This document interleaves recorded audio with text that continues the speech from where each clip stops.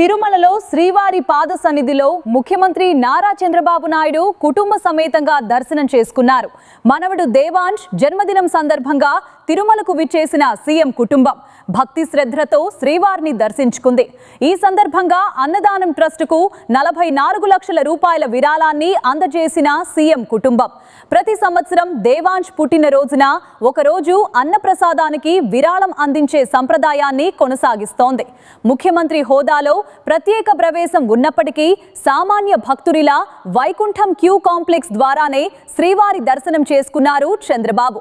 దర్శనం అనంతరం తరిగొండ వెంగమాంబ అన్నదాన కాంప్లెక్స్ కు వెళ్లిన సీఎం కుటుంబం భక్తులకు స్వయంగా అన్నప్రసాదాన్ని వడ్డించింది.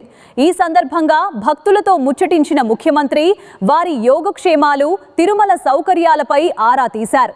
సెక్యూరిటీ ప్రోటోకాల్స్ మధ్య కూడా భక్తుల వద్దకు వెళ్లిన సీఎం వారితో కరచాలనం చేస్తూ ఫోటోలు దిగారు. లడ్డూ ప్రసాదం నాణ్యతపై భక్తులను అడిగి తెలుసుకున్న సీఎం చంద్రబాబు లడ్డూ నాణ్యత మెరుగైందని భక్తులు సంతోషం వ్యక్తం చేశారు.